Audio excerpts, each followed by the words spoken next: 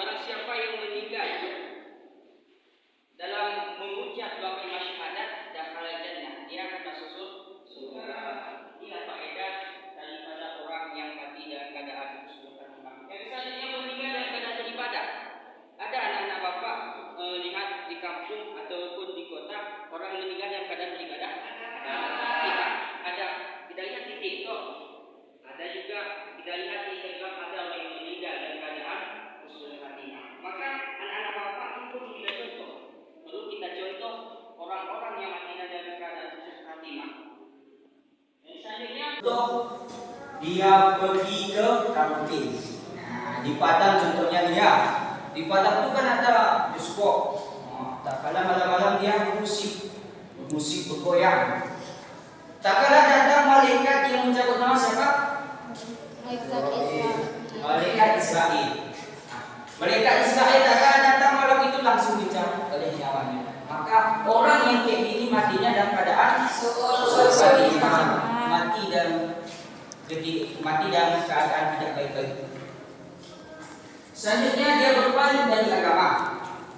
Berpaling dalam agama ini seperti contoh dicontohkan kepada anak bapak si Lela ini. Dia pertama masuk Islam, dia Islam. Lama-kelamaan karena bosan dia di Islam, dia pergi ke agama lain seperti Yahudi atau Katolik, pergi dia di sana. Sampai ke sana dia 2 hari menganut agama Katolik, lalu dia meninggal. Maka meninggal tersebut dikatakan suhul khatimah. Yang selanjutnya tidak bisa mengucap kalimat syahadat.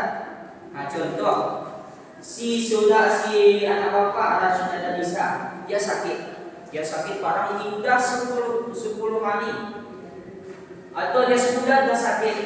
Tak kala dia udah kesakitan, udah parah, mau sakaratul maut lagi. Nah, contoh itu bapak mengucapkan di telinganya asyhadu an la ilaha illallah wa asyhadu anna muhammadar rasulullah sampai 5 kali. Tetapi si anak bapak ini misalnya nggak bisa dia ucap, maka dia dikatakan diberikan dengan su'ul khatimah.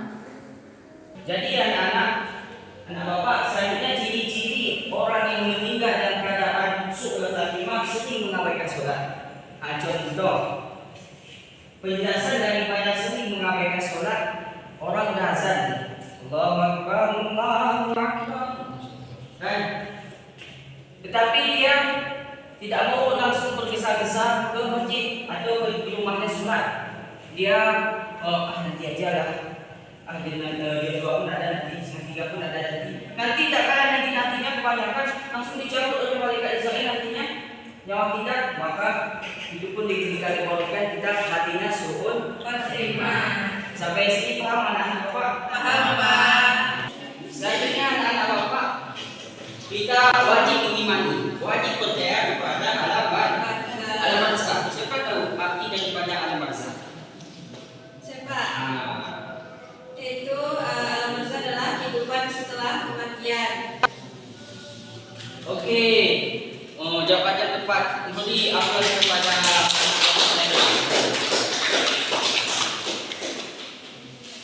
jadi alam barzakh ini kehidupan setelah kematian dan sebelum hari kebangkitan yaumul ba'ats.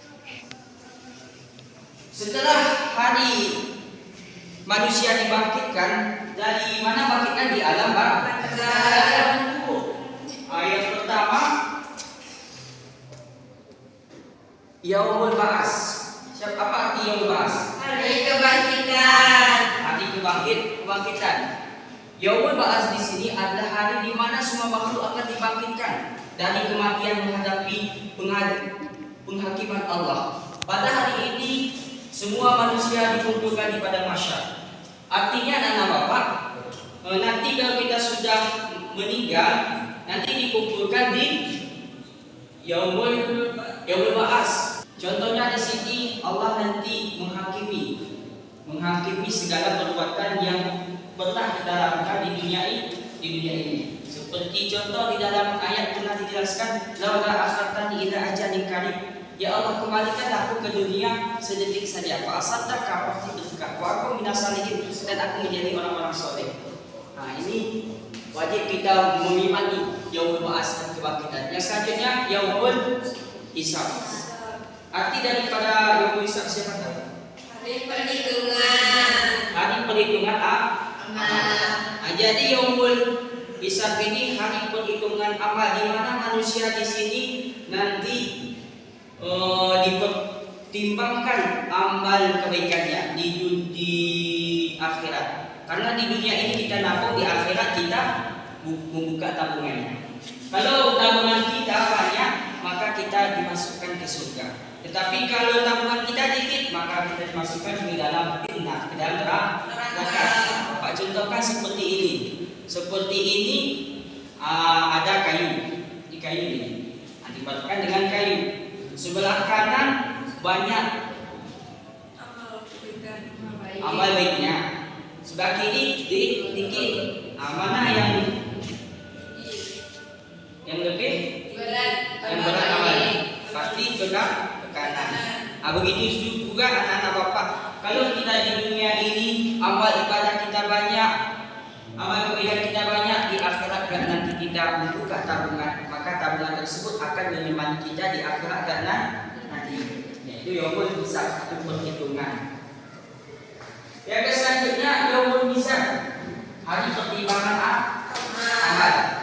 Nah, seperti kita hidup di dunia ini, Bapak contohkan.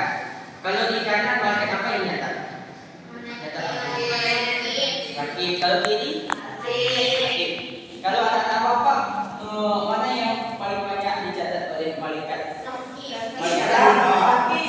Nah, malaikat kaki yang banyak dicatat karena anak Bapak sering sholat subuh, baca puasa, Al-Quran, sering berpuasa, dan taat kepada orang tua. Pokoknya si laki ini dia capek menyusul kebaikan kita. Yang selanjutnya wajib kita mengimani adalah yaumul jasa. Artinya hari pembalasan. Yaitu yaumul jasa adalah hari pembalasan di mana setiap amal perbuatan akan mendapat ganjaran hukuman yang sesuai. Ini ada bagian dari proses dari penghakiman Allah terhadap hambanya. Jadi yaumul jasa ini hari pembalasan, di mana manusia di sini dipertanggungjawabkan segala perbuatan yang pernah dilakukan di dunia ini, di yaumul jasa ini akan dipertanggungjawabkan. Nah, paham bisa ke sini? Nah, yang selanjutnya kita wajib mengimani adalah syirat atau jambatan. Seperti contoh di dalam Al-Quran surah Al-Fatihah. Ihdina siratal mustaqim. Artinya tunjukilah kami ke jalan yang lurus. Kalau anak-anak Bapak mau tunjuk ke jalan lurus, jalan bagus, artinya di dunia ini harus taat kepada Allah. Agar sihat ini nanti kelak di akhirat bisa lurus. Selanjutnya anak-anak Bapak, kita wajib mengimani adalah surga. Di mana surga itu tempat kenikmatan setelah di dunia. Setelah orang yang mengerjakan amal kebaikan di dunia, maka Allah memberikan hadiahnya apa? Surga. Surga diberikan oleh Allah Subhanahu wa taala. Siapa yang ingin masuk surga? Saya. Anak-anak Bapak, ingin semuanya masuk surga, intinya di dunia taat kepada Allah, Rasul dan kedua orang tua. Jadi kalau ingin masuk surga ada doanya. Siapa tahu doanya apa? Allahumma inna nas'aluka ridhaka wal jannah wa na'udzubika min syarrika wan nar. Ya artinya ya Allah.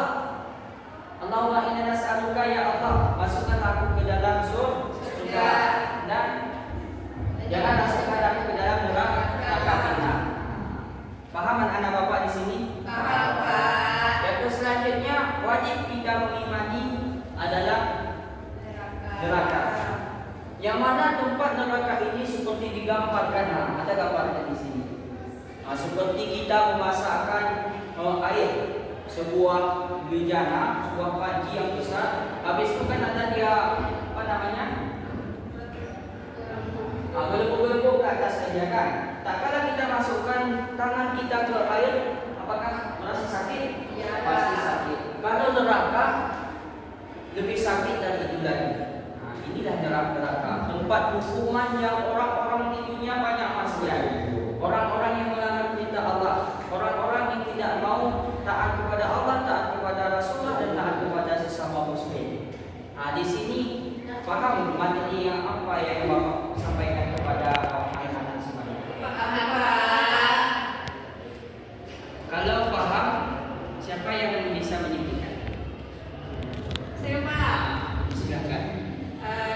Ketika kita ingin masuk surga, yaitu kita harus membuat amal yang baik, yaitu taat kepada Allah, kepada orang tua, dan lakukan amal baik. Itu, Pak. Baik, terima kasih kepada anak Bapak Sudi. Mungkin karena waktu kita sudah habis, materi kita cukup sampai di sini aja. Kalau ada kata-kata Bapak yang janggal, kurang paham ataupun terlalu cepat, Bapak mohon maaf kepada anak-anak Bapak semuanya. Mungkin minggu depan kita lagi lanjutkan materinya. Oke, Pak. Cukupkan ya. Ya.